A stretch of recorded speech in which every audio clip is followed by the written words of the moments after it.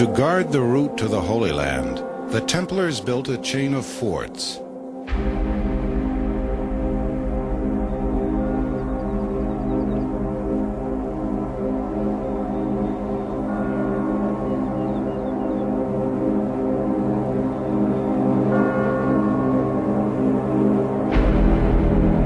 To pilgrims, these whitewashed outposts gleamed like beacons. Inside, they were as austere as the knights themselves.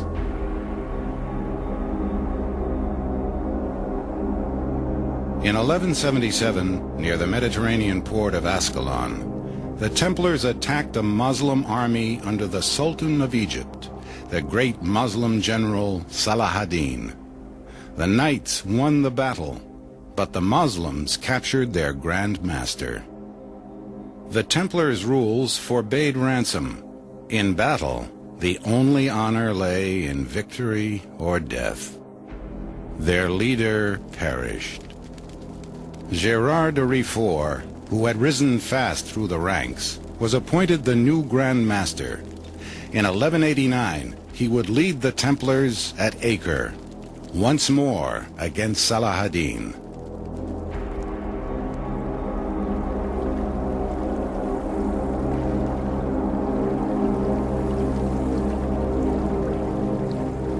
Acre, the largest port in Palestine, as desirable as it was formidable. This town is good and strong, bounded and fortified by the sea, and protected by good, large, deep moats lined with stonework from the bottom. The towers are high and most powerful. Besieging Acre, the Crusaders were themselves besieged by Salah-ad-Din, coming to its relief.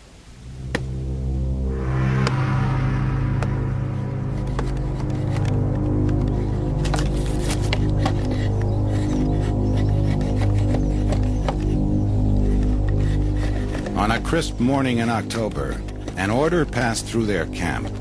Gerard de Riefort made ready for battle.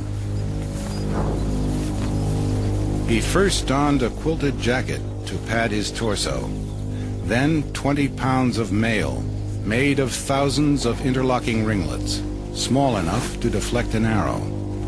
Over his armor, a surcoat to protect the metal from rain, sand, and the Mediterranean sun.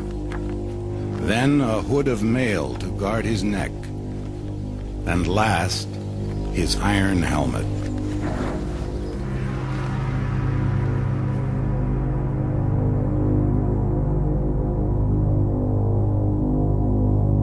You could see there an incomprehensible number of armed men. There were so many shining coats of mail, so many glittering helmets, so many noble horses neighing, so many white mantles, so many knights of great probity and daring, so many banners that never had such a crowd appeared to be reckoned up.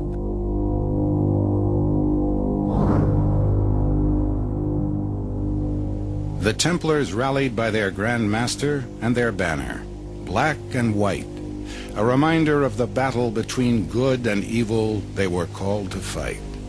Its motto stiffened their resolve, not for ourselves, but for God. Gerard led his Templars in prayer with the Psalm of David. Not unto us, O Lord, not for ourselves, but for God. The two enemies were as unlike in warfare as they were in faith. The Crusader knights fought at close quarters, hand to hand and heavily armed. The Templars fought as a formation. Their discipline was scorned by their comrades, but respected by their foe. Their first attack is the most terrible.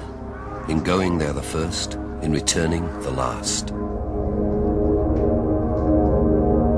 Lightly armed and cool-headed, the Muslim horsemen struck like hornets and fled just as fast. Unlike the Crusaders, they felt no shame in fighting at arm's length, nor in living to fight another day.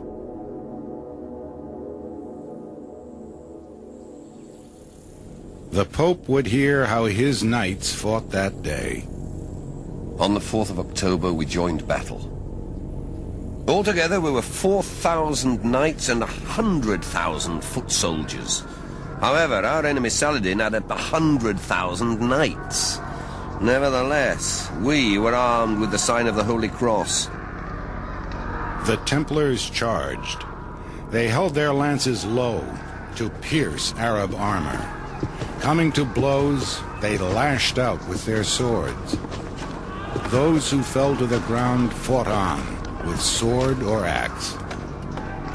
Victory or death, or disgrace.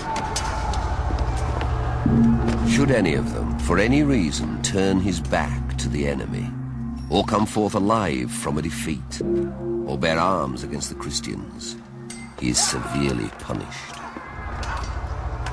The white mantle with the red cross, which is the sign of his knighthood, is taken away, and he is cast from the society of his brethren, and eats his food on the floor for the space of a year.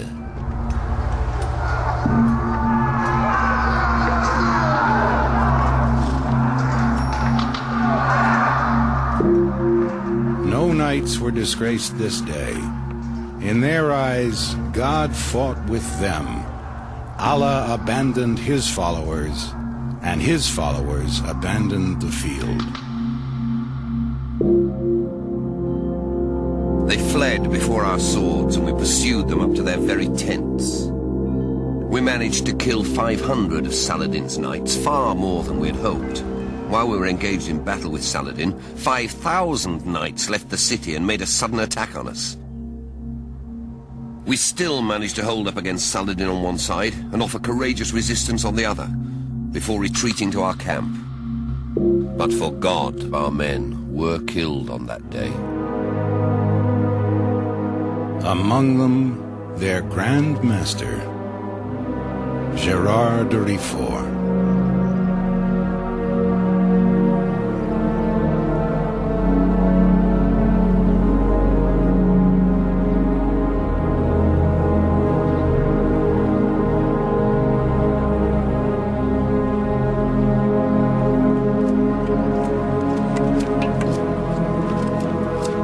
The siege went on. Among the Crusaders, food was scarce, disease rife. Christians died or deserted, but the Templars stayed.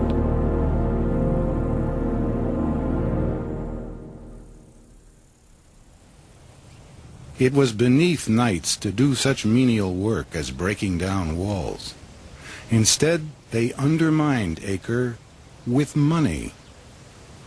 With Templar gold, the Crusaders bought siege machines. Led by the English king, Richard the Lionheart, the Christians spent the summer of 1190 trying to breach Acre. They filled in the moat and brought up battering rams. They wheeled a siege tower toward the defenders, but the walls were too strong. After 2 years of holding out, the city was defeated by starvation. In July of 1191, Acre yielded.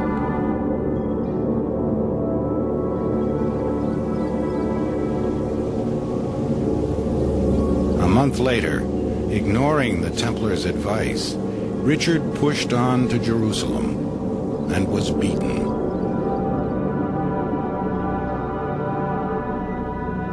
For another century, holy warriors battled each other for the Holy Land. Across the sands of Palestine, Christian armies, multitudes up to 100,000 strong, flowed and ebbed.